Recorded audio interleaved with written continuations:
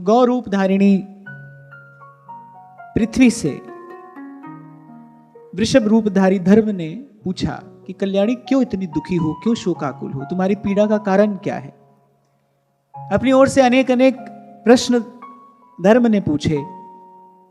फिर अंत में कहा कि जान गया हूं मैं, क्यों हो तुम इतनी दुखी, क्योंकि तुम अपने सौभाग्य से वंचित हो गई हो। धरती का सौभाग्य अर्थात श्री कृष्ण के चरण कमल, श्री कृष्ण के चरण कमलों का संस्पर्श, यही इस धरा का सौभाग्य है।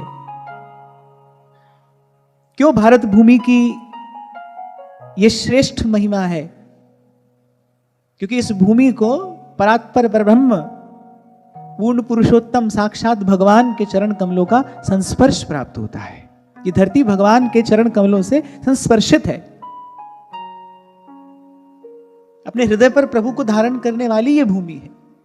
इसलिए संत महात्मा नमन करते हैं इस भूमि को, यहां की रज को वंदना करते हैं पवित्र भारत भूमि की।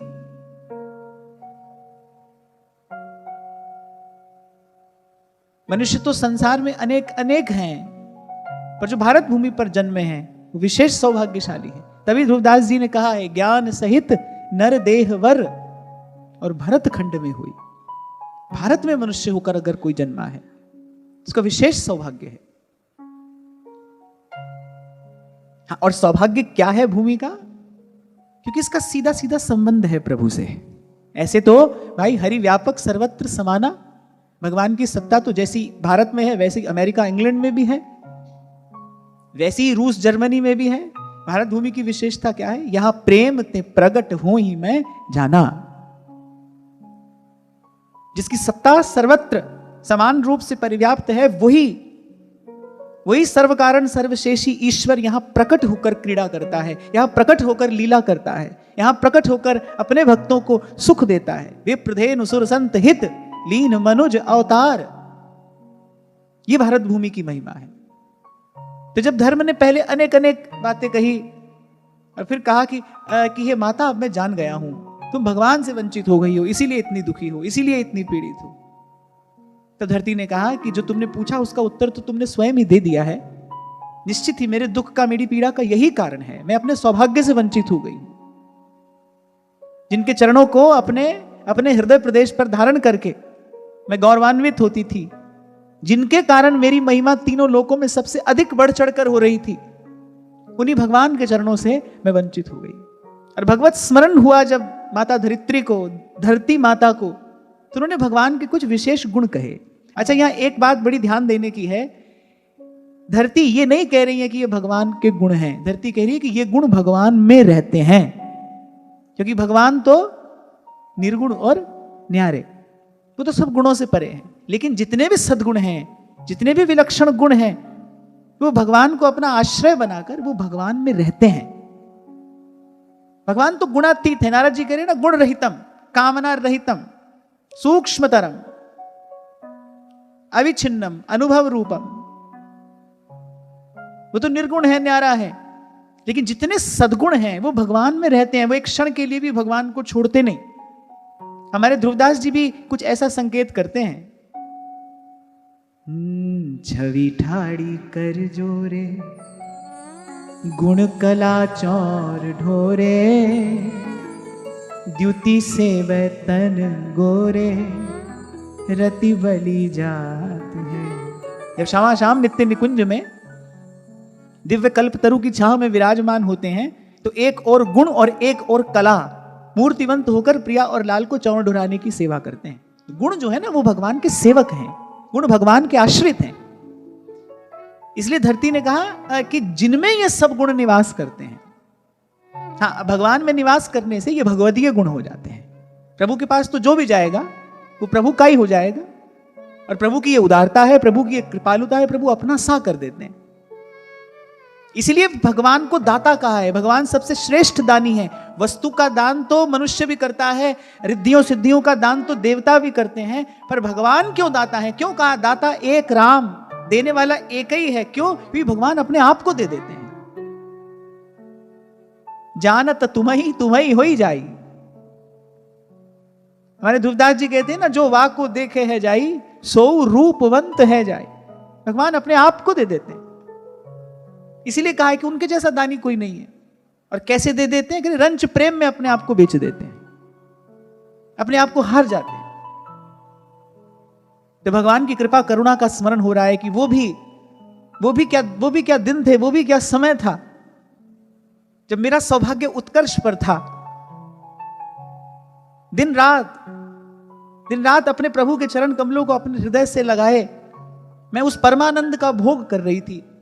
भगवान ने मेरा त्याग कर दिया, प्रभु मुझे छोड़कर चले गए, मैं भगवान से वंचित हो गई। अब देखो यहां एक बात और ध्यान देने की है कि भाई भगवान तो कहीं ना आते हैं ना जाते हैं, भगवान तो है ही, सदा ही है, भगवान का तो कभी अभाव नहीं होता। कोई स्थान ऐसा है नहीं जहां हम ये कह सके भगवान नहीं है। यही तो भगवान की विचित्र माया है। बोले है कहूं तो है नहीं और नहीं कहूं तो है। अब कोई कहे कि भाई है तो फिर दिखाओ, और कोई कहे नहीं है तो ये तो हो ही नहीं सकता, भगवान का अभाव तो कभी हो ही नहीं सकता। वो तो पहले ही संतों ने कह दिया व्यापक सर्वत्र समाना। फिर ये धरती का रुदन किस लिए है? भक्ति ही प्रत्यक्ष करा भी सकती है, भक्ति ही प्रत्यक्ष अनुभव करा भी सकती है। और भक्ति भावना ही ऐसी है जो बिना उस प्रत्यक्ष अनुभव के रह भी नहीं सकती। और जब व्याकुल होता है भक्त, बार बार जब व्याकुल होता है, फिर बार बार भगवान आते हैं। बार बार संभवामि युगे युगे कह रहे हैं ना भगवान, मैं बार बार आता हूं, बार बार आता हूं। क्यों आते हैं भाई बार बार? एक ही बार में सब काम नहीं कर सकते। क्यों? क्योंकि भक्तों की जो भक्ति है ना, वो बार बार भगवान को प्रकट होने के लिए बाध्य करती है। आज भी जब आप और मैं यहां ये चर्चा कर रहे हैं, कहीं ना कहीं किसी ना किसी भक्त के लिए तो भगवान आ रहे होंगे ना, किसी ना किसी भक्त को तो भगवान अपना अनुभव करा ही रहे हैं ना। ये भारत भूमि तो संतों भक्तों की भूमि है। यहां तो कोई दिन ऐसा नहीं जाता जिस दिन किसी भक्त को भगवत कृपा का प्रत्यक्ष अनुभव ना होता हो। और फिर उसमें भी हम जहां पर बैठे हैं, वो तो पवित्र भारत भूमि का हृदय है। हृदय में ही तो रहते हैं भगवान। हृदय है अर्जुन तिष्ठति, गीता में कहा ना भगवान ने, हृदय देश में रहता हूं मैं। तो सारी पृथ्वी का हृदय भारत भूमि है, और भारत भूमि का हृदय जो है वो ये वृंदावन धाम है। और मैं केवल भाव से बात नहीं कह रहा। आप कभी भारत के नक्शे पर देखना वृंदावन धाम की अवस्थिति कहां है। जहां हृदय होता है ना, वहीं पर है। तो ये जो वृंदावन धाम है, ये तो भारत भूमि का भी हृदय है। यहीं पर खेलते हैं भगवान। और मैं बड़े विश्वास से कह रहा हूं ये बात, कोई दिन नहीं जाता ऐसा जिस दिन किसी ना किसी भक्त के लिए भगवान प्रत्यक्ष न आते हो, भगवान अपना अनुभव किसी ना किसी भक्त को न कराते हो। यहां पर भक्ति ही ला सकती है।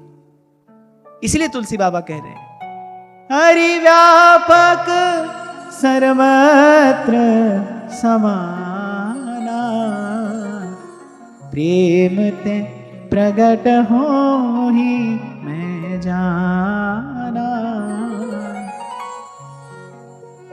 तो भक्ति व्याकुल हो रही है क्योंकि वो प्रत्यक्ष चाहती है। प्रत्यक्ष से बिना भक्त का काम नहीं चलता। क्योंकि भक्त क्या है? जो अपनी सारी कर्मेंद्रियों, ज्ञानेंद्रियों, मन से केवल भगवान का ही सेवन कर रहा है, देख भी रहा है, छू भी रहा है, सेवा भी कर रहा है। उसके हाथ पैर कान नाक आंख सब कर्मेंद्रियां, सब ज्ञानेंद्रियां बस भगवान की सेवा में ही लगी हैं। वो ही भक्त है। गोपी शब्द का यही अर्थ विद्वान लोग करते हैं। गोभिरिंद्रियैहि पिबति श्री कृष्ण रसमिति गोपी। जो प्रत्येक इंद्रिय से कृष्ण रस का पान करे वो गोपी है। गोपी माने कोई स्त्री नहीं है, स्त्री मात्र नहीं है। जो प्रत्येक इंद्रिय से कृष्ण रस का पान कर रही है वो गोपी। आंख से देख रही है, कान से सुन रही है, हाथ से छू रही है। उसके हाथ पांव आंख नाक कान सब इंद्रियां जो हैं वो भगवत सेवा में लगी हैं। तो भक्त माने जो सर्वात्म रूप से भगवत परायण है वो भक्त। और उसके लिए प्रत्यक्ष सघन सांद्र निबिड़ अनुभूतियां आवश्यक है।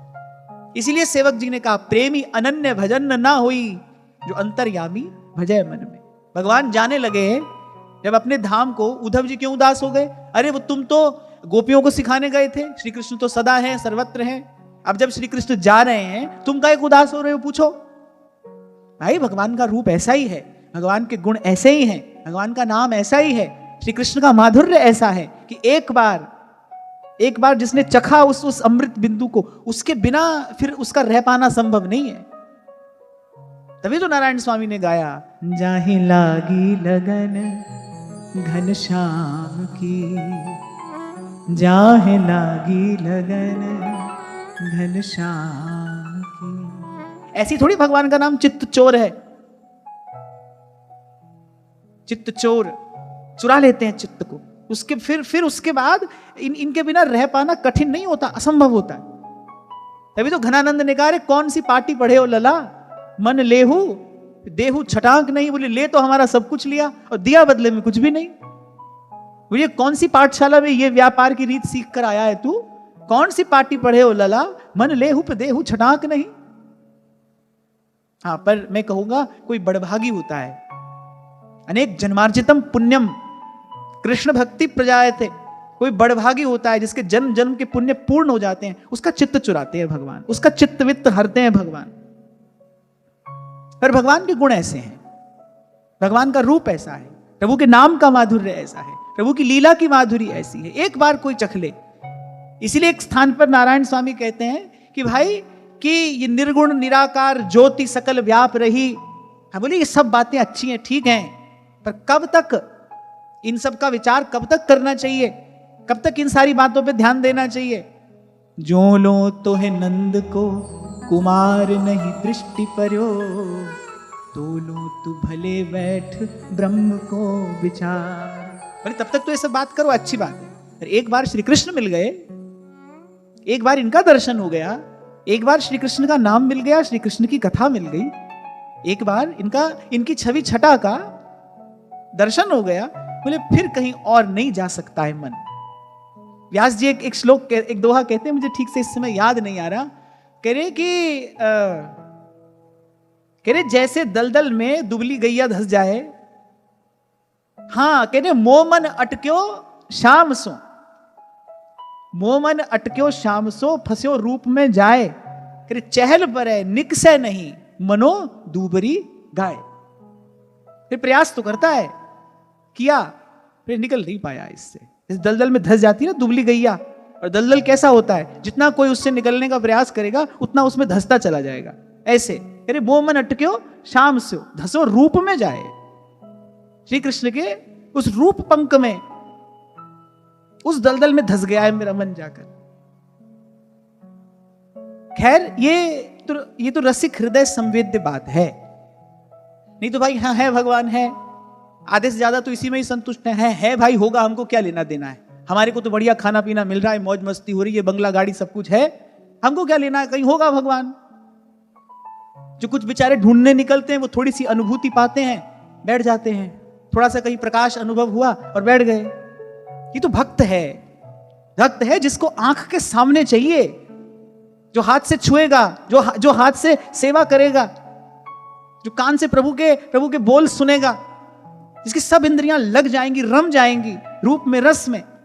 और ऐसी भावना और ऐसी सामर्थ्य, ऐसी भावना भी, ऐसी योग्यता भी और ऐसी सामर्थ्य भी केवल भगवान की भक्ति ही प्रदान कर सकती है। इसीलिए नारद जी ने कहा त्रिसत्येव भक्तिरेव गरीयसी, भक्तिरेव गरीयसी। तो कुछ ऐसे विलक्षण गुण धरती ने कह सुनाए। और कल विराम के क्षणों में मैंने आपसे यही कहा था, भाई यहां इन गुणों को कहने का कोई कारण है, क्योंकि महाप्रभु जी ने कहा है ताते भैया मेरी सो कृष्ण गुण संजो। अब इन गुणों को ध्यान से सुनना, बड़ा सुंदर प्रसंग है। आपको मुझे धरती माता की कृपा से भगवान के गुणों का कीर्तन करने का यह अवसर मिल रहा है, और देखना, विचार करना कि इनमें से कौन कौन सा गुण आप अपने जीवन में ला सकते हो, किन किन गुणों का संचय आप अपने जीवन में कर सकते हो। सत्यम शौचम दया क्षान्तिस्त्यागः संतोष आर्जवम् शमो दमस्तपः साम्यम तितिक्षोपरतिः श्रुतम्। और कहीं भी जहां भगवान के गुण, भगवान का स्वरूप कहा गया है, वहां सबसे पहला शब्द आपको यही मिलेगा, सत्यम। सत्य, वो सत्य, वो सत्य है, सत्य ही उसका स्वरूप है। और उसका प्रथम गुण भी अगर कोई है तो वो भी सत्य है। कुछ दिन पहले हम चर्चा कर रहे थे ना कि संत कहते हैं सकल पदार्थ द्वार ठाड़े, कि सब रिद्धियां सिद्धियां सब सम संपत्तियां विभूतियां मेरे द्वार पर खड़ी है। क्यों? सकल पदार्थ द्वार ठाड़े, कि श्री गिरधर पक्ष किए, क्योंकि गिरधर मैंने अपने पक्ष में कर लिए हैं। और गिरधर पक्ष में कैसे किए जाते हैं? सबसे पहली आवश्यकता यतो सत्यम, जहां सत्य है। और भगवान के भी गुण जब गा रही है माता पृथ्वी, कह रही सबसे पहली बात सत्य है। कभी पहले भी मैंने आपसे कहा था कि असत्य के धरातल पर खड़े होकर, जैसे मैले कुचैले आसन पर बैठकर देवता की पूजा नहीं की जा सकती, हमारे यहां तो सबसे पहले आसन की ही पवित्रता आवश्यक है। सबसे पहले आसन पवित्र हो। जब आप जप करने बैठते हो, पूजा करने बैठते हो, जब पूजा का एक आसन होता है ना, मैले कुचैले स्थान पर बैठकर देवाराधन नहीं होता। ऐसे असत्य के धरातल पर खड़े होकर सत्य स्वरूप प्रभु की आराधना नहीं होती, हो नहीं सकती। छोटी छोटी बातों पर झूठ बोल रहे हैं। हमारे व्यवहार में इतना असत्य भर गया है कि अब तो ऐसी स्थिति हो गई है कि असत्य असत्य लगता ही नहीं। आज तो भाई मनुष्य का स्वभाव ये हो गया है, वो असत्य को चतुराई समझता है। वो कहता है देखो झूठ बोला, पता भी नहीं चला। देखो ऐसा सफाई से झूठ बोला, सामने वाले को पता भी नहीं चला और हमारा काम बन गया। देखो व्यक्ति असत्य को अपनी चतुराई समझता है। ये चतुराई नहीं, कुटिलाई है। व्यवहार में असत्य है, छोटी छोटी बातों पर असत्य भाषण है, छोटी छोटी बातों पर झूठ बोलते हैं, बिना कारण झूठ बोलते हैं। हाथ में माला है, पता नहीं किसका जप कर रहे हो, किसका नाम ले रहे हो, किसकी सेवा कर रहे हो। इसलिए मैंने कहा कि ये इन गुणों का श्रवण करना और देखना हम अपने जीवन में क्या ला सकते हैं, क्या क्या लाया जा सकता है। लेकिन सबसे पहली और सबसे महत्वपूर्ण बात यही है, सत्य। भगवान के गुणों के कीर्तन में सबसे पहला स्थान सत्य का है। भगवान वेदव्यास इस दिव्य ग्रंथ का आरंभ करते हैं कैसे? सत्यम परम धीमहि। भाई मैं सत्य का गुण गाऊंगा, मैं सत्य का कीर्तन करूंगा, मैं सत्य स्वरूप की चर्चा करने के लिए इस ग्रंथ की रचना कर रहा हूं। इसका उद्देश्य सत्य है, सत्य। तो कहा सत्यम, फिर कहा शौचम। शौचम माने तन मन की पवित्रता। झूठ बोलने से वाणी अपवित्र होती है, किसी का अहित चिंतन करने से मन अपवित्र होता है। जब शौच कहा जाए तो शौच का अर्थ केवल शरीर की पवित्रता नहीं है, मन वचन कर्म की पवित्रता। शौचम अर्थात पवित्रता, मन वचन कर्म की पवित्रता। मन से किसी का अहित चिंतन न किया जाए, वाणी से किसी को कटु शब्द न कहा जाए, असत्य भाषण न किया जाए। दो बात तो अवश्य होनी चाहिए, एक तो असत्य भाषण ना हो। असत्य भाषण होगा तो आपकी वाणी का तेज चला जाएगा, आप बोलते रहना, आपकी कोई सुनेगा ही नहीं, आपका अपना ही मन आपकी बात नहीं सुनेगा। मैंने देखा है, कुछ लोगों को देखा है, वो अपनी बुरी आदतों से परेशान होते हैं। वो चाहते हैं कि हमारी आदत छूट जाए, वो चाहते हैं हमारी आदत छूट जाए। हो सकता है एकांत में बैठकर अपने मन को समझाते भी हो, पर मन सुनता नहीं, क्योंकि ओज नहीं है, तेज नहीं है।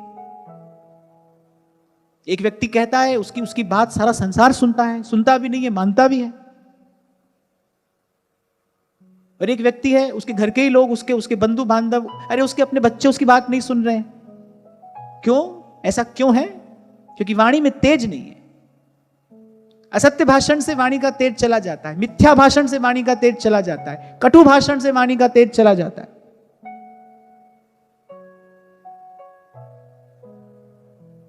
तो वाणी की पवित्रता, कर्म की पवित्रता, और कर्म की पवित्रता तो एक सेवा से ही संभव है। सेवा भाव से किया जाए, जो किया जाए वो सेवा भाव से किया जाए तो कर्म पवित्र हो जाएगा।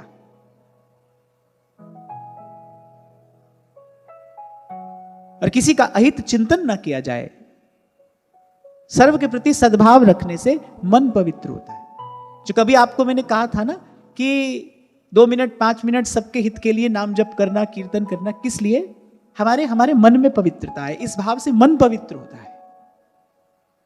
मन में पवित्रता का आधान करने वाला यह भाव है, सर्व के प्रति सद्भाव, सब सोहित निष्काम मति। मन को पवित्र करने के लिए है, ये मन के शौच के लिए है। सत्यम शौचम दया शांति। और फिर जिस दिव्य गुण की चर्चा धरती कर रही है वो है दया। अच्छा, ये शब्द तो आपने मैंने अनेक बार सुना है, कहा है, अपने व्यवहार में भी इसका हम कहीं ना कहीं प्रयोग करते ही रहते हैं। कोई मुझे बताए दया किसे कहते हैं? क्या होती है दया?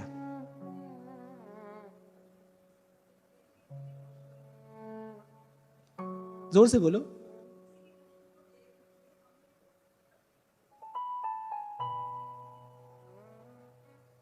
अच्छा, एक तो ये दया हो गई कि किसी को देखा, अरे बहुत बुरा हुआ और आगे बढ़ गए। कभी कभी व्यक्ति किसी को दया समझ ले, देखो कितने दयालु हैं, देखा नहीं जा रहा, कर कुछ नहीं रहे, कुछ नहीं कर रहे, पर देखो क्या हुआ, नहीं होना चाहिए था, गलत हुआ। ऐसे दया का वास्तविक अर्थ है कि निष्कारण, बिना ही कारण के, पर दुख प्रहाण इच्छा दया। आपका कोई परिचय नहीं है, आपका कोई परिचय नहीं है, कोई अपरिचित है, फिर वो दुखी है, आप उसका दुख देखकर आगे बढ़ नहीं पाए। आगे बढ़ गए तो दया नहीं है, आगे बढ़ गए तो दया नहीं है, आप आगे बढ़ ही नहीं पाए। आपने अपनी ओर से प्रयास किया कि भाई 2 घड़ी रुककर ही सही, 2 घड़ी रुककर ही सही, आपने प्रयास किया कि भाई कैसे इसका दुख दूर किया जाए, और कुछ ना कर सके तो फिर कम से कम उसके लिए प्रार्थना की जाए। कभी कभी ऐसी भी तो स्थिति आती है ना कि किसी का दुख दूर करने में हम समर्थ नहीं होते। अभी कुछ दिन पहले एक माता मिली,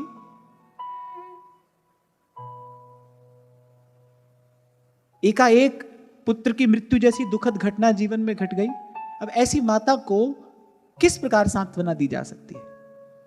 शब्द से उसको आधार नहीं दिया जा सकता, उसका जो दुख है ना उसको किसी प्रकार से दूर नहीं किया जा सकता। ऐसी स्थिति में तो मेरे सामने यदि ये स्थिति आई तो मेरा कर्तव्य ये है कि मैं सच्चे हृदय से उस माता के लिए प्रार्थना करूं, क्योंकि उसका दुख दूर करने की सामर्थ्य केवल ईश्वर में है, प्रभु कर सकते हैं उसका दुख दूर। तो यदि मेरे सामने ये बात आ गई है, यदि मेरे जीवन में ये बात मेरे सामने आ गई है, मैं कुछ नहीं कर पा रहा हूं, तो फिर मेरा इतना कर्तव्य तो अवश्य बनता है कि मैं प्रभु से सच्चे हृदय से प्रार्थना करूं कि उसका दुख दूर हो।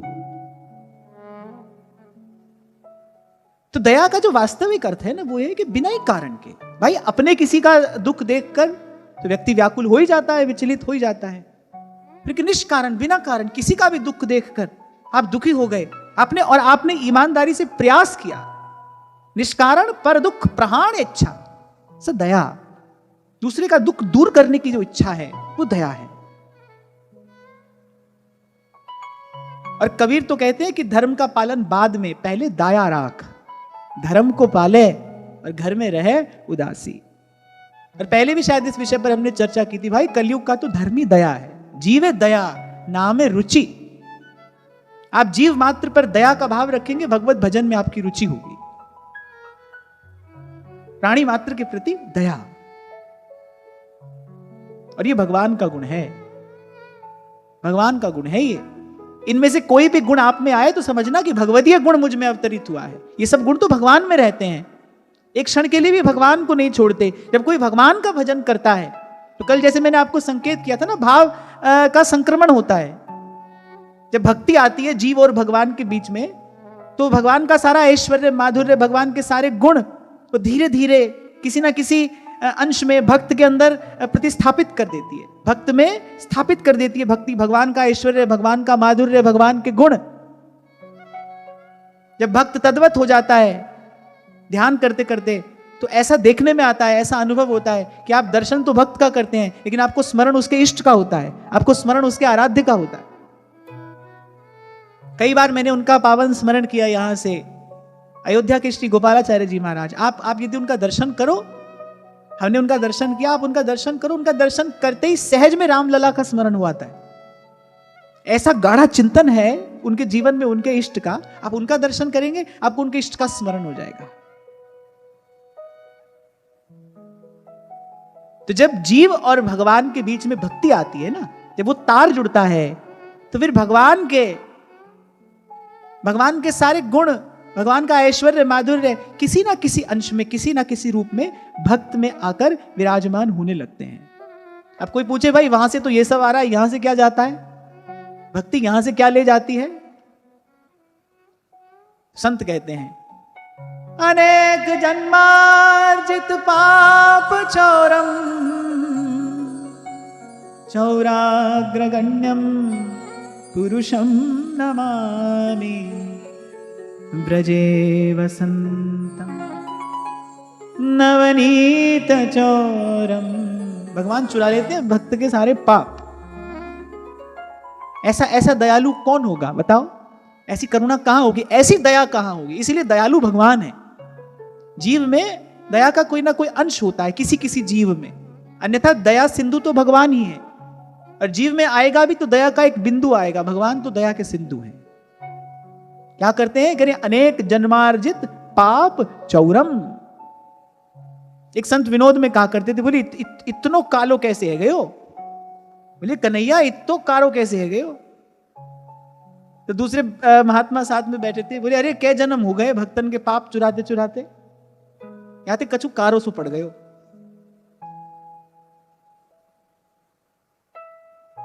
अनेक जन्मार्जित पाप चौरम। खैर ये तो संतों का विनोद है, नहीं तो भगवान के स्वरूप में वो जो श्यामलता है ना, वो तो श्रृंगार रस है। श्रृंगार रस माधुर्य सार सर्वस्व विग्रह श्री कृष्ण। सत्यम शौचम दया शांति। तो सबसे पहले सत्य, फिर शौच अर्थात पवित्रता, और पवित्रता तन मन और वचन की पवित्रता, मन वचन कर्म की पवित्रता,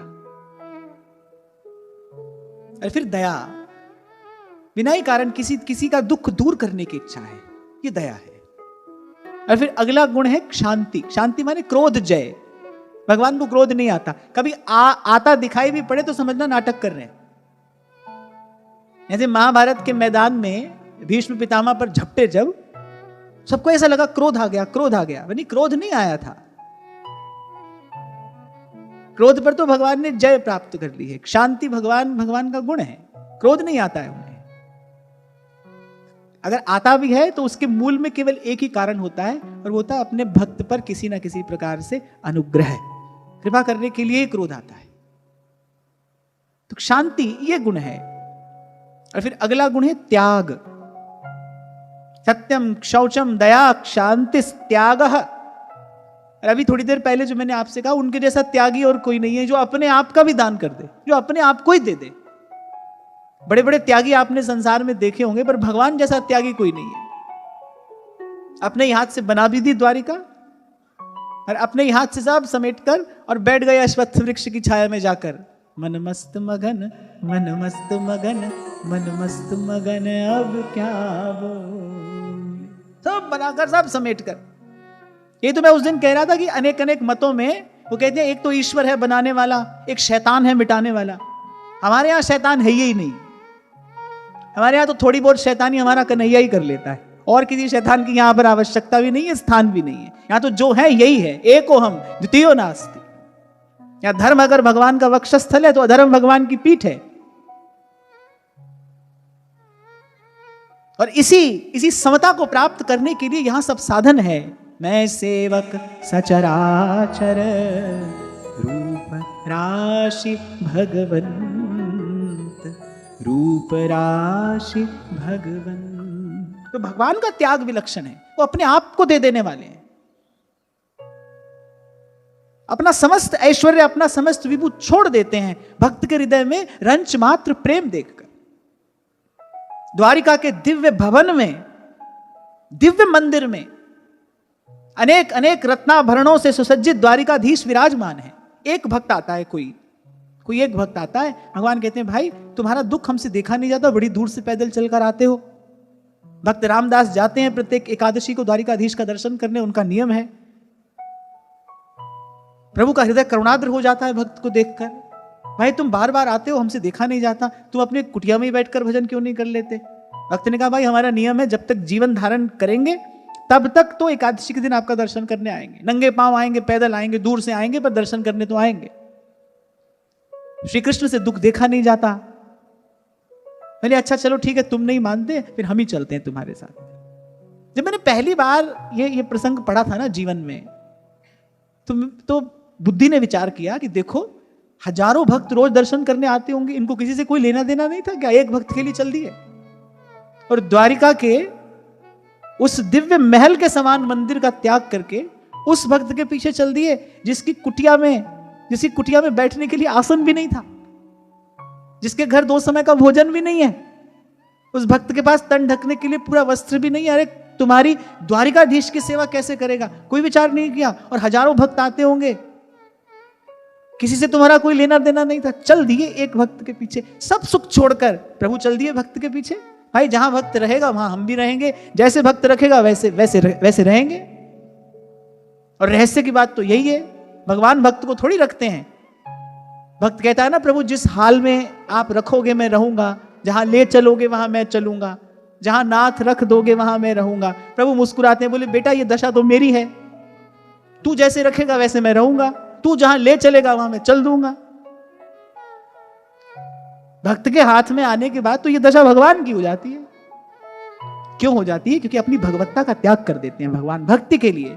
इसीलिए ध्रुवदास जी ने कहा, रंच प्रेम में अपन को भारत नवल किशोर। और फिर कोई बहुत अधिक प्रेम के लिए नहीं कह रहे, रंच प्रेम, रंच प्रेम, बूंद मात्र प्रेम अगर किसी में देखे चल देते हैं उसके पीछे। अरे ये तो ऐसे हैं, पीछे चलने की क्या कहिए, बिना बुलाए ही आ जाते हैं, बिना बुलाए। माई मेरो श्याम लग्यो संग डोले। गोपी कहती है, सखी जित जाऊं तित आड़ो ही आवे, मैं जित जाऊं तित आड़ो ही आवे, बिना बुलाए बोले। बोले बिना ही बुलाए बोलता है, बार बार आकर बात करता है, जहां जाती वहीं आ जाता है, मार्ग में आकर खड़ा हो जाता है। और श्याम लग्यो संग डोले, बिना बुलाए आता है, बिना बुलाए बोलता है। अब कोई हमसे पूछे ऐसा हो सकता है? हाँ भाई ऐसा ही होता है, ऐसा ही होता है। तभी तो सूरदास ने गाया है, सबसे ऊंची प्रेम सगाई, सबसे ऊंची। यद्यपि शायद मैं ये कहने का अधिकारी नहीं हूं, पर फिर भी बड़ी विनम्रता पूर्वक मैं आपको कह रहा हूं, ऐसी स्थिति संभव है, ऐसा ही होता है। इसके बदले में श्री कृष्ण चाहते क्या है? केवल एक बार कि आप इनके अतिरिक्त किसी और को चाहे नहीं, बस। आप इस श्री कृष्ण के अतिरिक्त किसी और को चाहे नहीं, ये इतना चाहते हैं श्री कृष्ण आपसे। इसके बाद तो माई मेरे श्याम लगे संग डोले, और जित जाऊं तित आड़ो ही आवे, और बिना बुलाए बोले, बिना ही बुलाए बोलते हैं।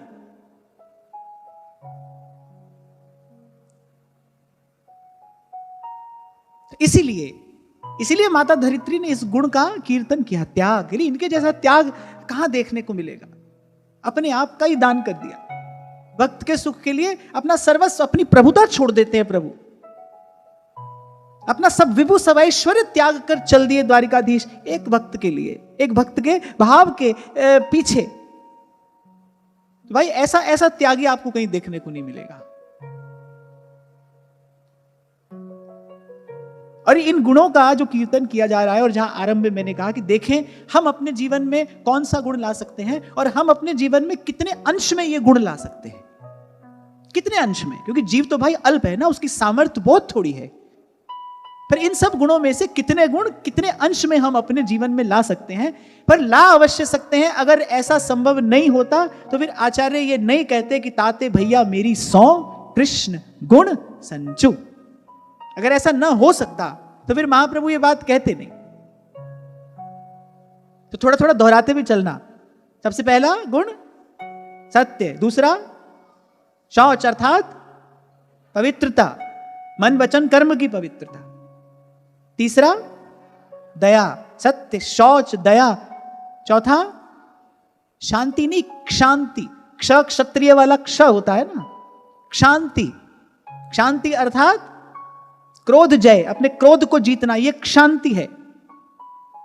सारी दुनिया को जीत लेता है व्यक्ति, अपना क्रोध नहीं जीता जाता। भगवान ने अपना क्रोध जीता है, भगवान को कोई क्रोध दिला ही नहीं सकता। संत कह रहे कहा विष्णु को घट गए हो जो भृगु मारी लात। भृगु ऋषि आकर वक्षस्थल पर पाद प्रहार करते हैं, भगवान वैसे ही शांत। अरे उनका कीर्तन किया ही ऐसे जाता है, शांताकारं भुजगशयनं पद्मनाभम सुरेशम, शांताकारं। उनको कोई क्रोध नहीं दिला सकता। हाँ, ऐसे भक्त का मनोरथ पूरा करने के लिए, भक्त की इच्छा हो जाए एक बार आपको गुस्से में देखना है, एक बार आपको क्रोध में देखना है, तो भले क्रोध कर ले, पर ये भगवान का गुण है, शांति, क्रोध जय, जीत लिया क्रोध को। एक बात और यहां पर कह दूं, क्रोध को कौन जीत सकता है? जिसने काम को जीता होगा वही क्रोध को जीत सकता है। ये दोनों संग संग रहते हैं। जो काम को जीतेगा वही क्रोध को जीत सकता है। श्री कृष्ण का गुण है शांति, क्रोध जय। अब जब भृगु गए थे परीक्षा लेने तो ब्रह्मा जी के पास भी गए। ब्रह्मा जी ने तो डांट दिया, तुम्हारी बुद्धि खराब हो गई है। अब शंकर जी के पास गए। शंकर जी के पास तो 2 घड़ी खड़े रहते तो कार्य ही पूरा हो जाता। महादेव ने कहा हम यहां अपरस में भजन कर रहे हैं और यहां हमारे साथ नाटक करने आया है, डांट कर भगा दिया। तभी तो भृगु ऋषि ने कहा कि आप बड़े हैं। कौन बड़ा है? जिसने काम को जीता है, जिसने क्रोध जीत लिया है वो बड़ा है। आप बड़े हैं। नारायण से जाकर कहा कि सदा सर्वकाल आपका यश हो, आप बड़े हैं। काम को जीतने वाले केवल श्री कृष्ण हैं। अच्युतम केशवम राम नारायणम कृष्ण दामोदरम। कृष्ण है अच्युत। इसलिए मैंने कहा क्रोध को कौन जीतेगा? जिसने पहले काम जीत लिया। कामी तो क्रोधी होगा ही होगा, अवश्य होगा। उसकी कामना की पूर्ति नहीं होगी तो क्रोध आएगा। गीता में भगवान ने कहा ना, क्रोध कहां से आता है? कामना की पूर्ति ना होने से क्रोध आता है। जैसा आपने चाहा था वैसा नहीं हुआ, क्रोध आ गया। जैसा आप चाहते थे वैसा नहीं हुआ, क्रोध आ गया। किसी से आपकी कामना पूर्ति नहीं हुई, कल तक बड़ा प्रिय लग रहा था, आज आपको लगा भाई हमारे सुख का साधन तो बना नहीं, आज वही आपके रोष का, वही आपके क्रोध का पात्र बन गया। तो जब कहा ना कि भगवान का ये गुण है शांति, क्रोध जय, समझ लेना चाहिए कि अर्थात काम जयी भी भगवान है, तभी क्रोध जयी है। फिर त्याग, सत्य, शौच, दया, शांति और त्याग। सत्यम शौचम दया क्षांतिस्त्यागः संतोष आर्जवम। फिर संतोष। संतोष का अर्थ क्या है? किसे कहते हैं संतोष? क्योंकि क्या होता है ना, हम व्यवहार में इन शब्दों का बहुत प्रयोग करते हैं, लेकिन जो शब्द का वास्तविक अर्थ है, जो उसका शास्त्रीय अर्थ है, वो जानना चाहिए। संतोष माने, संतोष का अर्थ है तृष्णा का त्याग। तृष्णा के त्याग को संतोष कहते हैं। भाई जो आज हमारे पास है बहुत है, इतना ही मात्र पर्याप्त नहीं है। ये तो कह रहे हैं आज हमारे पास में है, चलो ठीक है बहुत है, लेकिन मन में कहीं ये इच्छा है कि कभी और मिलेगा। यदि ऐसा है कि भाई चलो आज जो है वो ठीक है, लेकिन मन ये इच्छा कर रहा है कभी कुछ और मिलेगा, तो माने संतोष नहीं है। संतोष माने जब तृष्णा का त्याग हो जाए, कम हो अधिक हो, पर कुछ और पाने की इच्छा नहीं है। चाह गई चिंता मिटी मनुआ बेपरवाह। इसीलिए कबीर कहते हैं जब आवे संतोष धन सब धन धूर समान। जब आवे संतोष धन, जब तृष्णा न रहे। और हमारे व्यास जी तो कहते हैं भाई ये जो तृष्णा है ना, इससे पीछा कैसे छूटता है? कह रहे कृष्ण शरण गए तृष्णा जई है। व्यास जी कहते हैं अपनी वाणी में, कह रहे भाई हमने बहुत साधन करके देखे पर मन की तृष्णा नहीं मिटी। तृष्णा को नहीं अंत। नागरीदास जी कह रहे हैं ना, घटत बुद्धि बल देह छिन ही छिन तृष्णा को नहीं अंत। नागरिया अब वहां बसइए, नागरिया अब वहां बसइए, जिहिठा नित्य बसंत। अब तो कृपा करो सब संत, अब तो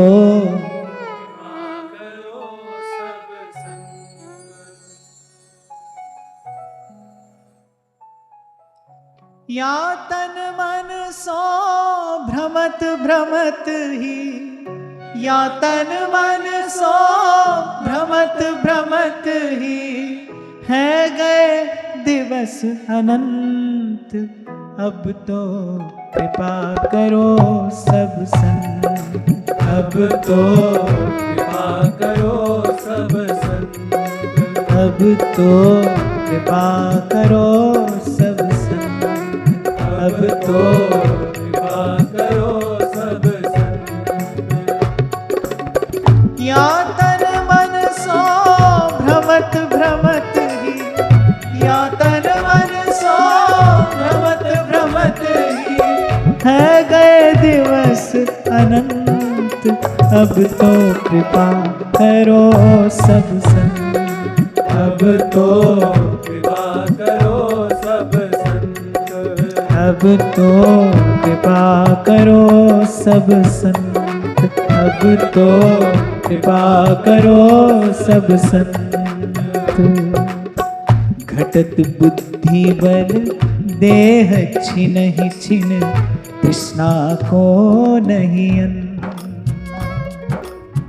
घटत बुद्धि बल देह छिन छिन, तृष्णा को नहीं अंत। नागरिया अब वहाँ बसइए, नागरिया अब वहाँ बसइए, नागरिया अब वहाँ बसइए, नागरिया अब वहाँ बसइए। जीठा नित्य बसंत, अब तो कृपा करो सब संत, अब तो अब तो कृपा करो सब संत, अब तो कृपा करो सब संत, अब तो कृपा करो सब संत, अब तो कृपा करो सब संत। घटत बुद्धि बल देह, बुद्धि और देह का बल दिन दिन घट रहा है। छिन ही छिन, पर तृष्णा को नहीं अंत। इसलिए व्यास जी ने कहा कि भाई हमने सब साधन करके देखे, पर कृष्ण शरण गए तृष्णा जई है। और क्यों कृष्ण शरण गए तृष्णा जई है? क्योंकि श्री कृष्ण परम संतोषी हैं। भगवान में रहता है ये गुण, तृष्णा त्याग, संतोष। आप 56 भोग लगाओ तो भी मुस्कुरा रहे हैं, आप तुलसी दल निवेदन कर दो तो भी मुस्कुरा रहे हैं। कुछ और प्राप्त करने की चाह नहीं है। और मुझसे कोई पूछे तो मुझे लगता है भाई संतोष आता है जीवन में जब जब प्रेम का स्पर्श होता है। यं लब्धवा पुमांग अमृतो भवति सिद्धो भवति तृप्तो भवति, जब प्रेम का स्पर्श होता है। पर मैं उस दिन कह रहा था ना भाई, प्रेम प्रेम तो सभी कर रहे हैं, हम तुम सब प्रेम प्रेम प्रेम ही कर रहे हैं। मैं बैठा बैठा सोचता हूं भाई देखो सभी प्रेम कर रहे हैं, फिर वो प्रेम जन्य जो सुख आनंद है वो दिखाई क्यों नहीं पड़ता? क्यों जीवन इतना कलह क्लेश से भरा हुआ है? प्रेम तो सभी कर रहे हैं। क्या है ना भाई, वैसे तो अनिर्वचनीयम प्रेम स्वरूपम, ऐसे तो प्रेम की बात कहने की है ही नहीं, कहना ही नहीं चाहिए। ध्रुवदास जी ने कहा स्नेह में गोष्ठी कहा, प्रेम की बात क्यों कही जाए, कहनी ही नहीं चाहिए। पर कभी प्रसंग उपस्थित हो तो भाई आज ऐसा समय आ गया है, बहुत सावधान होकर यह शब्द कहना पड़ता है। सुनने वाला भाई कहीं अर्थ का अनर्थ कर ले और अपने विचार से कहीं और ही चल पड़े। तो जब जब प्रेम कहूं तो समझ लेना, जब मैं कह रहा हूं जब प्रेम स्पर्श करता है तब संतोष आता है। संसार में जिसको आप प्रेम कहते हो ना, उसके जीवन में आते ही तो इच्छाएं वासनाएं ऐसे बढ़ती हैं जैसे जैसे अग्नि में किसी ने घृत डाला हो। संसार में जब जब आपका वो तथाकथित प्रेम का भाव जिसको आप प्रेम कहते हो, जब वो जीवन में आता है, कितनी कितनी वासनाएं बढ़ती हैं, कितनी कामनाएं बढ़ती हैं, भोगों में लिप्त हो जाता है जीवन। इसीलिए इस एक शब्द को समझने में भारी भूल होती है। संतों ने स्पष्ट किया है, प्रीति तो नंद नंदन सो कीजय, नंद नंदन सो कीजय। मुझे लगता है कि संतोष आता है जीवन में जब प्रभु के चरणों में अनुराग होता है, जब प्रभु के चरणों में प्रीति होती है, तब जो है वो पर्याप्त भी लगता है और कुछ और प्राप्त करने की इच्छा भी नहीं होती। अरे जो भक्त भगवान से भी नहीं लेता, आप सोचो कैसा संतोषी होगा। प्रभु देना चाहते हैं पर वो नहीं लेता है। बस राजी रहो और हंसो ही मुख छवि, ये जो 4 शब्द है ना, नहीं तुम सो कछु चाहिए। संसार से तो छोड़े ही दो, संसार की आशा तो बहुत पहले समाप्त हो गई। वो तो प्रभु से कह रहा है नहीं तुम सो कछु चाहिए, आपसे भी कुछ नहीं चाहिए। अच्छा देखो, भगवान दिए बिना रहते नहीं, और भक्त किसी भी स्थिति में लेता नहीं, वो लेता नहीं। दिए बिना भगवान रहते नहीं, भक्त लेता नहीं। फिर अंत में भगवान कहते ठीक है भाई, तुम हमसे कुछ नहीं लेते तो हमको ही ले लो। जो कुछ नहीं लेता है तो उसके पास इनको स्वयं चल कर आना पड़ता है। कहते भाई हमसे नहीं लेते ना, तो फिर हमको ही ले लो। फिर हम अपने अपने आप को ही देते हैं। संतोष का फल क्या है? संतोष का फल है प्रभु। संतोष का फल है सीधे सीधे प्रभु की प्राप्ति। संतोषी हृदय प्रभु को प्राप्त कर लेता है। जिसको कुछ नहीं चाहिए उसके पास जगदीश स्वयं चल कर आते हैं, उसके पास जगन्नाथ स्वयं चल कर आएंगे। क्योंकि दिए बिना तो भगवान को धीरज नहीं है, अधीर हो जाते हैं भगवान दिए बिना। तभी तो कहते हैं भगवान को दाता, क्योंकि देना उनका स्वभाव है। और सब अपने स्वभाव के अधीन है। आप में अपने स्वभाव के अधीन है, भगवान अपने स्वभाव के अधीन है। देना भगवान का स्वभाव है।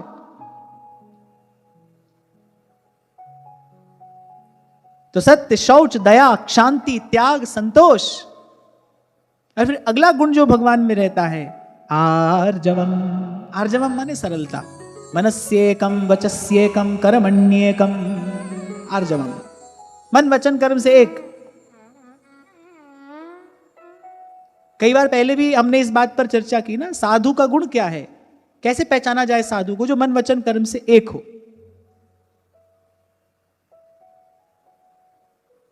तभी कबीर जी ने कहा करनी करे सो कथनी करे।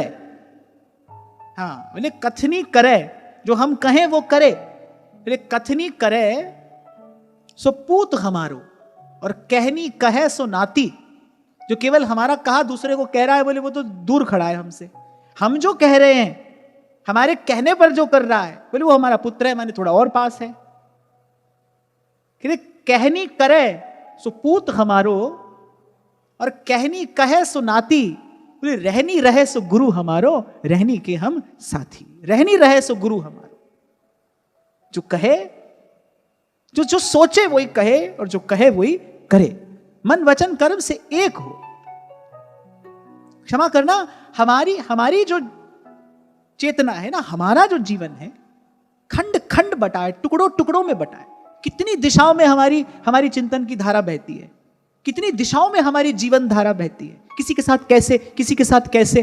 अच्छा, व्यक्ति कहता है भाई अब क्या करें, व्यवहार तो ऐसे ही करना पड़ता है। इसीलिए कभी आपसे मैंने कहा था, पहले लक्ष्य पवित्र बनाइए कि भाई हमको स्वार्थ सिद्ध करना है कि परमार्थ सिद्ध करना है। दोनों का रास्ता अलग अलग है। पहले अपना लक्ष्य पवित्र करिए कि भाई मैं साधक हूं, मुझे अपना परमार्थ सिद्ध करना है। जो हानि लाभ होगा वो होता रहेगा, प्रभु देखेंगे, प्रभु संभालेंगे। पर मेरा लक्ष्य तो मेरा परमार्थ है। मेरा लक्ष्य तो जीवन सिद्धि है, आत्म कल्याण है। और कभी आपसे निवेदन किया था मैंने, आत्म कल्याण से बड़ी इस सारे अस्तित्व की और कोई सेवा नहीं हो सकती। आपने अपना कल्याण किया, आपने सारे अस्तित्व की सेवा कर दी, सबकी सेवा हो गई। एक आपने अपना कल्याण कर लिया, आपने एक बुझा हुआ दीप जला दिया ना, ये सारे अस्तित्व की सेवा हो गई। अब जाने कितने बुझे दीप उससे जल जाएंगे। आप नहीं जलाओगे पर वो जल जाएंगे। व्यक्ति आज इसी को व्यवहार कुशलता कहता है, पर इससे होता क्या है? इससे आपका जीवन टुकड़ों टुकड़ों में बट जाता है, बिखर जाते हो आप। न तन में शक्ति रहती है, न मन में शक्ति रहती है। जीवन निर्बल, निस्तेज, निरुत्साह, निष्प्राण हो जाता है ऐसे बट जाने के कारण। माया का काम ही है बांटना, बांटते चले जाना। गर्भ में था तो जीव को कुछ पता नहीं था, बस जीव था और भगवान थे। जब गर्भ में रहता है ना जीव, तो उसे किसी की सुध नहीं होती, केवल भगवान याद आते हैं। तभी कबीर ताना मारते हैं, कबीरा वो दिन याद कर, पग ऊपर तलसीस। बोले जब गर्भ में उल्टा लटका था तू कबीरा, वो दिन याद कर, पग ऊपर तलसीस। मिरत मंडल में आए के भूल गया जगदीश। यहां आया बस भूल गया भगवान। आप देखो जैसे आया क्या हुआ, बटना शुरू हुआ। पहले कोई नहीं था, सिर्फ भगवान थे। फिर आते ही माता पिता, फिर आगे भाई बहन बंधु मित्र, फिर आगे पति पत्नी संसार, ऐसे बढ़ता ही तो चला गया जीवन। माया का काम है बांटते चले जाना, टुकड़े टुकड़े कर देना। ज्ञान क्या करता है? ज्ञान सब ओर से समेट कर एक जगह ले आएगा, एक स्थान पर। हम तुम्हारे थे प्रभु जी, हम तुम्हारे हैं, हम तुम्हारे ही रहे ओ मेरे प्रियतम। यही तो ज्ञान है, जीव को इस बात का बोध हो जाए मैं प्रभु का हूं, प्रभु मेरे हैं। माया का कार्य है भटका देना, बिखेर देना, बांटते चले जाना, जीवन को बांटते चले जाना टुकड़ों टुकड़ों में, खंड खंड। भक्ति सब ओर से समेट कर, सब ओर से समेट कर, सबके ममता ताग बटोरी, मम पद मनहि बांधे बरडोरी।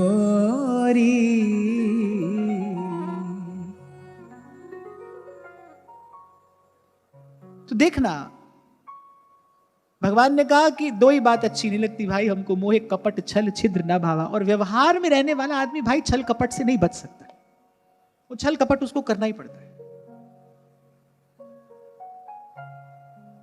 और जहां लो गौ गोचर मन जाई, वहां तक व्यवहार ही है।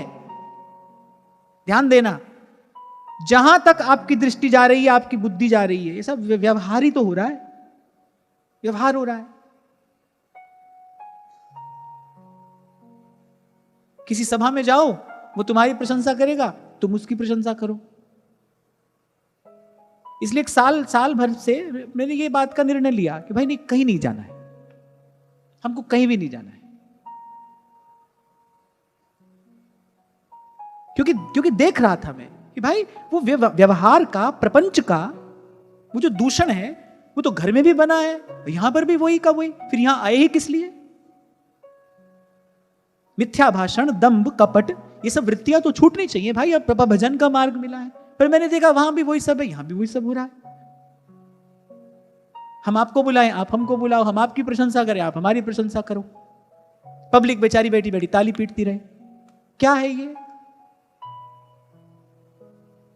एक दूसरे को भगवान बताते रहो, एक दूसरे को भगवान का अवतार घोषित कर दो, बस। सब निस्सार, सारहीन है ये, सारहीन। इसीलिए कल मैंने कहा था उत्तरकांड की चर्चा की तो एक बात समझ में आ गई, बारी मथे घृत होई बरु सिकता ते बरुते, बिन हरि भजन न भौतरी, यह सिद्धांत अपे। और भाई जो सिद्ध हो गए हो वो ये काम करें। जिनको ये लगता हो कि भाई हमारा कल्याण तो हो गया, अब हम दूसरे का कल्याण करेंगे, वो ये काम करें। हमारा तो ऐसा अभी कुछ काम बनता दिखाई दिया नहीं है, हमको तो भाई अपना काम बनाना है, अपना काम बनाना है। जहां तक हो सके, मैं तो यही निवेदन करूंगा, जहां तक हो सके वहां तक कम से कम व्यवहार करना चाहिए। क्योंकि व्यवहार में रहने पर कपट भी करना पड़ता है, छल भी करना पड़ता है। कोई आपको अच्छा नहीं लग रहा है, लेकिन आप कह रहे हो जी आप बहुत अच्छे हो, कपट हुआ कि नहीं हुआ? ये मिथ्या भाषण हुआ कि नहीं हुआ? अंग्रेजी में एक कहावत है, you scratch my back, I will scratch yours. इसीलिए मैंने कहा कि भाई थोड़ा देख कर मैं ये बात कह रहा हूं, वहां का भी अनुभव किया, यहां का भी अनुभव किया, इसीलिए कह रहा हूं जहां लोग गौ गोचर मन जाई, वहां सब यही हो रहा है। और व्यवहार की सिद्धि को ही संसार में उपलब्धि कहा जाता है। व्यवहार सिद्ध को ही यहां पर श्रेष्ठ उपलब्धि प्राप्त माना जाता है। क्यों? क्योंकि सेवक जी महाराज ने कहा गुण मानी संसार। भाव का आदर तो केवल भगवान करते हैं, जो विशुद्ध भक्ति भाव है ना, उसका आदर तो केवल प्रभु करेंगे।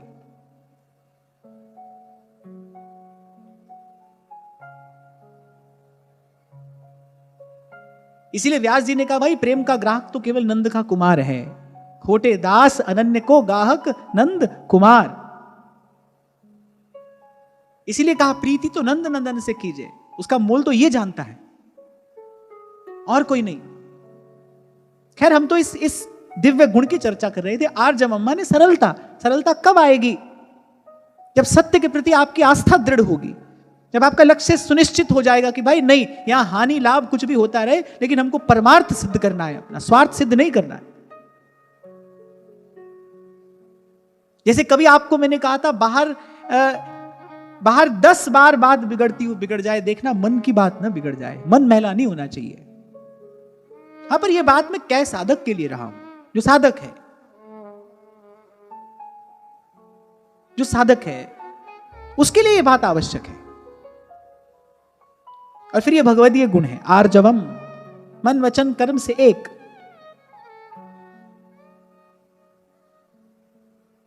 और अगला गुण जो भगवान में रहता है, सत्यम शौचम दया क्षांति त्यागः संतोष आर्जवम शमो दमस्तपः साम्यम तितिक्षोपरतिः श्रुतम।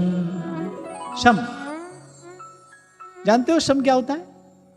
शम दम तो सुना होगा, पर शम दम कहते किसे हैं? शम अर्थात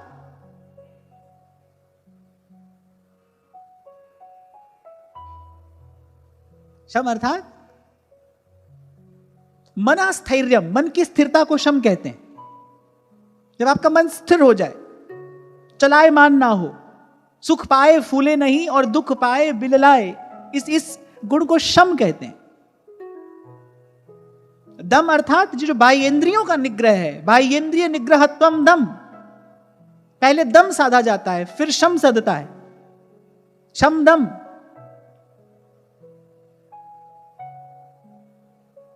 वेदांत की धारा में तो जब तक कोई शम दम आदि षट संपत्ति से संपन्न ना हो, उसको ज्ञान की बात बताई नहीं जाती।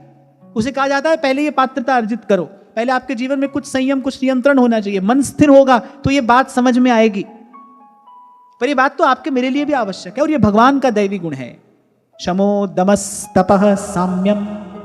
शम माने मन की स्थिरता। जैसे आपको मान लो, छोटा सा सरल सा उदाहरण दे रहा हूं, मीठा खाने की बहुत आदत है, तो पहले क्या करना पड़ेगा? पहले बाह्येंद्रियों को रोकना पड़ेगा, पहले नियंत्रण करना पड़ेगा कि भाई नहीं खाएंगे। फिर धीरे धीरे क्या होगा? पहले तो ऐसा होगा कि आप नहीं खा रहे, लेकिन मन की इच्छा हो रही है, मन अभी स्थिर नहीं है, लेकिन बाहर आपने इंद्रिय दमन किया है, आप बाहर से नहीं खा रहे हैं, लेकिन मन की इच्छा हो रही है। लेकिन फिर दीर्घ काल के अभ्यास के बाद क्या होगा? फिर मन भी वहां से उपरत हो जाएगा। ये जो निराशा शब्द है ना, भक्तों ने इसका बड़ा सदुपयोग किया है। वो तो कह रहे हैं आशा ही परमम दुखम नैराश्यम परमम सुखम। बोले मन को निराश कर दो। मन को जब तक आशा है यहां से, तब तक मन उछल कूद करेगा। जिस दिन जिस व्यक्ति से आशा समाप्त हो जाती है, उस दिन मन उसको छोड़ देता है। आप उसको कहते हो भाई अब तो मन मार लिया हमने। नहीं, मन नहीं मारा है आपने, मन कहीं नहीं मारा है, मन तो मन की जगह पर है। मन तो मन की जगह पर है, आप कह रहे हो मन मार लिया हमने। मन मार लिया तो फिर संकल्प विकल्प कहां से आए? मन नहीं मरा है, मन ने उसकी आशा छोड़ दी। मन ने कहा भाई हमारे काम का नहीं, अब कोई और ढूंढो। और आप देखो जीवन भर मन यही तो करता है। जब निराश हो जाता है ना मन, फिर छोड़ देता है, फिर वहां से चल देता है, किसी और को खोजता है, फिर जहां से आशा पूर्ति की संभावना हो, जहां से आशा हो। तो शम अर्थात जब मन स्थिर हो जाए, दम अर्थात बाह्य इंद्रियों का निग्रह है, लेकिन पहले दम साधा जाता है। और एक सरल उदाहरण आपको देता हूं, अगर आपको मन से मौन होना है तो पहले जिह्वा का मौन साधना पड़ेगा ना। जिह्वा से बकबक करते थोड़ी मन से मौन हो जाओगे। कुछ लोग कहते बोले हम तो मन से मौन रहते हैं, दिन भर व्यर्थ का अपलाप कर रहे हैं, लेकिन मन से मौन रहते हैं। नहीं, ऐसा नहीं होता है। पहले बाहर से मौन साधिए, आधा घंटा, 1 घंटा, 2 घंटा मौन का अभ्यास करिए। धीरे धीरे उस उस मौन के प्रभाव से फिर धीरे धीरे आपका मन शांत होने लगेगा, मन के संकल्प विकल्प मौन होने लगेंगे, फिर भीतर का मौन सदेगा। तो ये दोनों गुण साथ साथ रहते हैं, शम दम, लेकिन पहले दम फिर शम। और एक दूसरे के बिना ये दोनों पूरे पूरे काम के नहीं है। तो शमो दमस्तपः साम्यम, तो शम दम, फिर अगला गुण जो भगवान का कह रहे तप। अब तप क्या है? इसीलिए मैंने कहा ये जो शब्द आप और मैं अपने जीवन में हजारों बार प्रयोग करते हैं, लेकिन इनका वास्तविक अर्थ विचार करना आवश्यक है। किसे कहते हैं तप? क्या होता है तप? आसन लगा के बैठना तप है, प्राणायाम करना और ऐसे ऐसे अनेक साधन करना तप है, एक टांग पर खड़े होना तप है, पानी में खड़े होना, ये सब करना तप किसको कहते हैं? क्या होता है तप?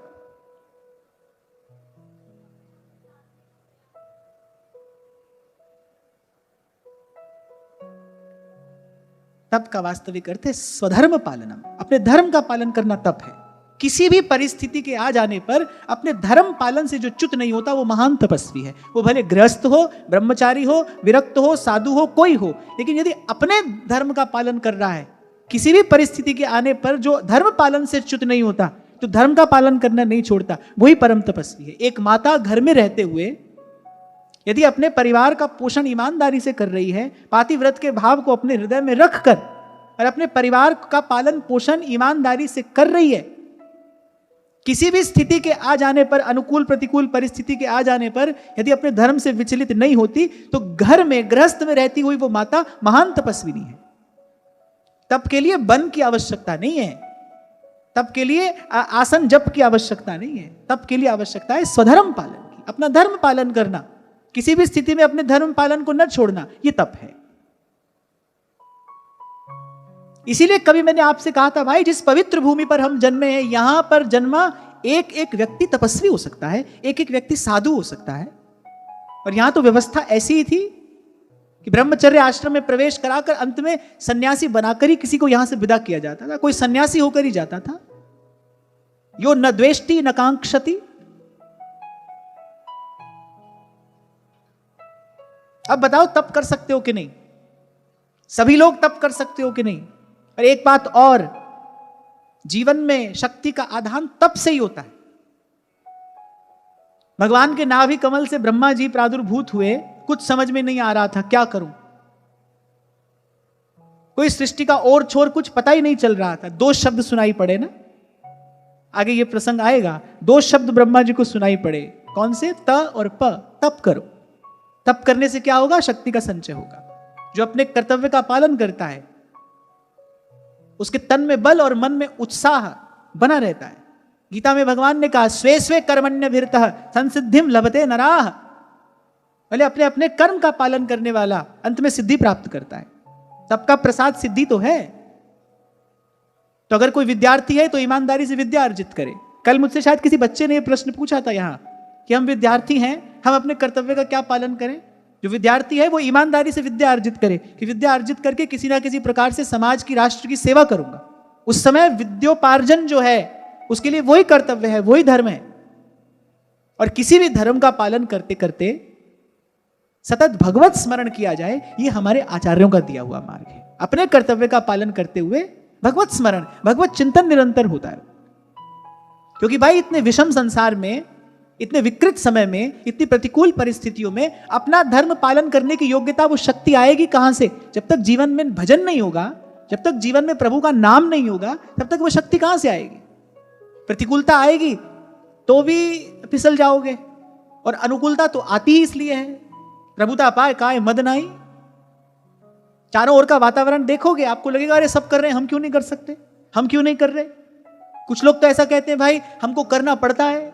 ये कौन लोग कहते हैं? हम करना तो नहीं चाहते थे लेकिन हमको करना पड़ता है। कौन लोग कहते हैं? जो भीतर से दुर्बल होते हैं, जिनके मन के पास बल नहीं होता। और मन के पास बल कहां से आता है? तप से। और तप अर्थात स्वधर्म पालन, अपना धर्म पालन करना। और धर्म अर्थात कर्तव्य, अपने कर्तव्य का पालन करना। शक्ति आती है इससे। इसलिए तुलसी बाबा ने बड़ी सुंदर बात समझाई, धर्मत विरति जोगते ज्ञाना ज्ञान मोक्ष प्रद वेद बखान।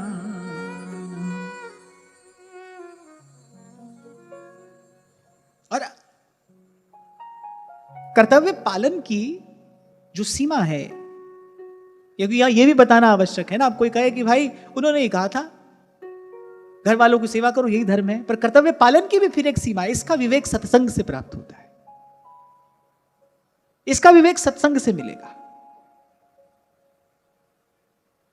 तो तप अर्थात स्वधर्म पालनम। फिर उसके बाद भगवान का एक विलक्षण गुण है साम्यम। अच्छा, ये गुण भगवान में ही है और भगवान की कृपा से ही किसी में आता है, और जिसमें आता है उसी को हम समत कहते हैं। समत, जो समता को उपलब्ध हो गया है। साम्यम, शत्रु मित्र जिसके लिए एक समान है। दुर्योधन भी आ गया, अर्जुन भी आ गया, भगवान ने कहा भाई दोनों मांग लो, हम दोनों को ही देंगे। हमारा किसी से कोई बैर, किसी से कोई विरोध नहीं है, हम दोनों को ही देंगे। हाँ, लेकिन ये गुण है भगवान का, ये यथा माम प्रपद्यन्ते तांस तथैव भजाम्यहम्। हम भगवान ने कहा भाई कोई शत्रु बन के आएगा, कृपा तो उस पर भी करेंगे, उस पर लात मारकर उस पर कृपा करेंगे। अब मारा कंस को, कंस की हुई तो सदगति ना।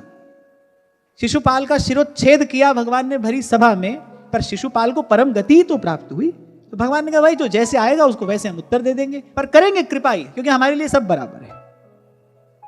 अर्जुन आया, दुर्योधन आया, भगवान ने कहा दोनों मांग लो, मैं दोनों को दूंगा, और दिया।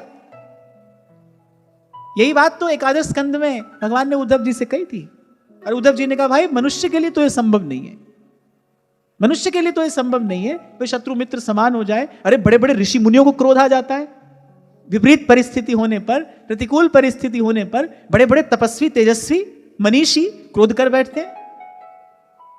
इसलिए मैंने कहा भाई ये गुण तो भगवान का है।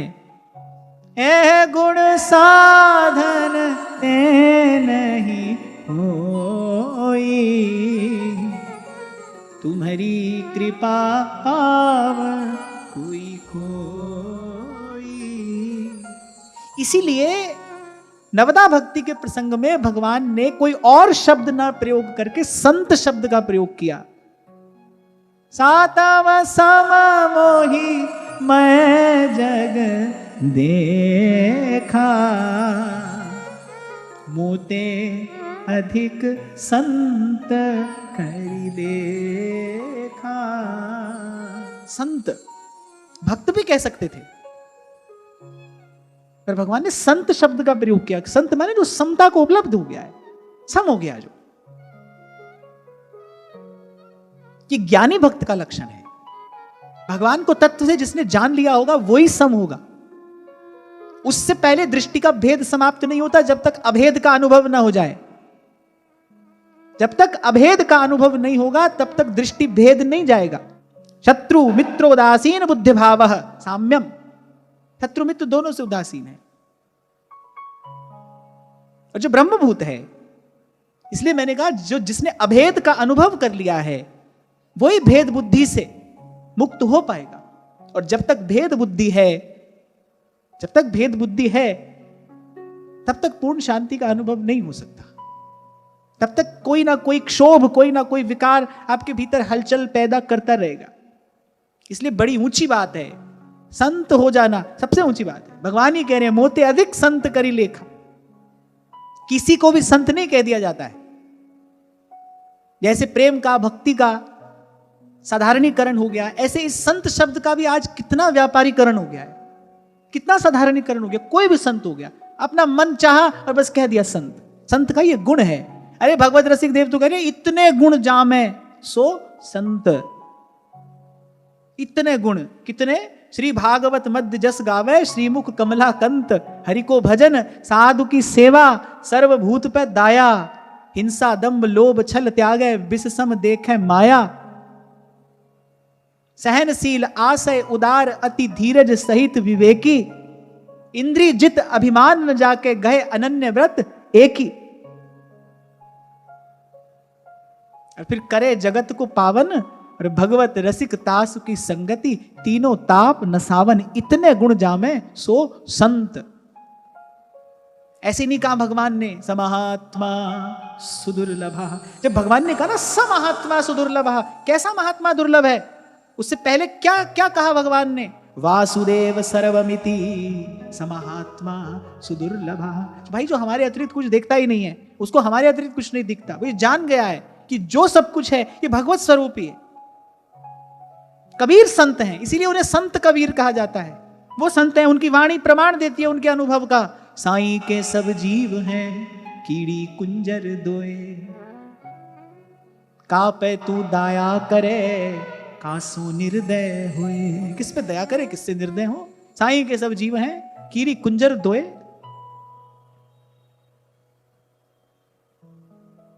इसलिए ये जो आज आप श्रवण कर रहे हैं ना, इससे भीतर और बाहर देखने की, समझने की आपकी योग्यता विकसित होनी चाहिए। अपने आप को भी देखें और संसार को भी देखना आए, स्वयं को भी समझना आए, संसार को भी समझना आए। इसलिए मैंने कहा सबसे ऊंची बात है भाई संत हो जाना, संत हो जाना। हम तो ऐसे सुन लेते हैं व्यवहार में, बोले अमुक व्यक्ति संत हो गया, संत हो गया। लियो भाई, जब मन किया, जिसका मन किया संत हो गया। नहीं, संत माने जो समत्व को उपलब्ध हुआ है, इसके लिए कोई अपना पराया है ही नहीं। मैं सेवक सचराचर रूप राशि भगवंत। इसीलिए कहा संत तुलसीदास, संत कबीर। जो प्रहार करने के लिए आ रहा है उसको भी प्रसाद दे रहे हैं। संत नामदेव, नामदेव ने पकाई रोटी कुत्ते ने उठाई, पीछे घी का कटोरा लिए जा रहे, बोले रूखी तो ना खाओ, थोड़ा घी तो लगाओ, रूप अपना क्यों मुझसे छिपा रहे। कितने कितने उपक्रम राणा जी ने किए पाईसा के प्राण लेने के। कभी क्रोध नहीं किया, कभी नहीं। घर का भी त्याग क्यों किया? कि मैं जब तक यहां रहूंगी राणा जी की मति दूषित रहेगी। मैं माध्यम बन रही हूं, ये बार बार अनुचित कर रहे हैं। और कर्म प्रधान विश्व करी राखा, ये बार बार अनुचित कर्म कर रहे हैं, उसका माध्यम मैं बन रही हूं। ये वातावरण अस्वस्थ हो गया है। और भाई उस महान भक्ता के श्री चरणों में कोटि कोटि प्रणाम है कि इतनी प्रतिकूल परिस्थिति होने पर भी, इसीलिए मैंने कहा भाई वो परम तपस्विनी है। उन्होंने तप नहीं छोड़ा, तप माने स्वधर्म पालन नहीं छोड़ा। इसीलिए घर से बाहर पग रखा गोस्वामी जी की आज्ञा लेकर। पहले गोस्वामी जी से आज्ञा ली, अपनी मनमानी नहीं की, मन में आया और चल दी। हालांकि उस समय पति भी नहीं थे और श्वशुर भी नहीं थे। राणा विक्रमादित्य छोटे हैं, उनसे आज्ञा लेने का कोई औचित्य नहीं है। वो स्वतंत्र थी, जा सकती थी, पर स्त्री धर्म का पालन करते हुए, स्त्री धर्म की मर्यादा की रक्षा करते हुए उन्होंने ससुराल से बाहर मनमाने आचरण से पैर नहीं रखा। पहले गोस्वामी जी से पूछा, आज्ञा ली, आप जैसा कहेंगे वैसा करूंगी। इसलिए मैंने कहा भाई आप, मैं, सब तपस्वी हो सकते हैं। अपने कर्तव्य का पालन करते करते ही व्यक्ति तपस्वी होता है, यही तप है।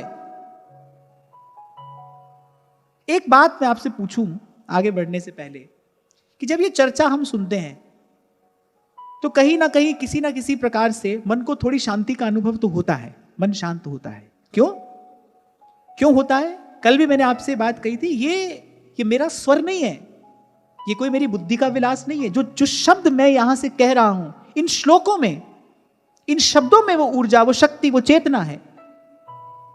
प्रकृति इन शब्दों का आदर करती है। इसलिए जैसे ही कोई इन शब्दों का गान करता है, कहने वाले का भी और सुनने वाले का भी, श्रवण मंगलम, उसके जीवन में मंगल का आधान होता है।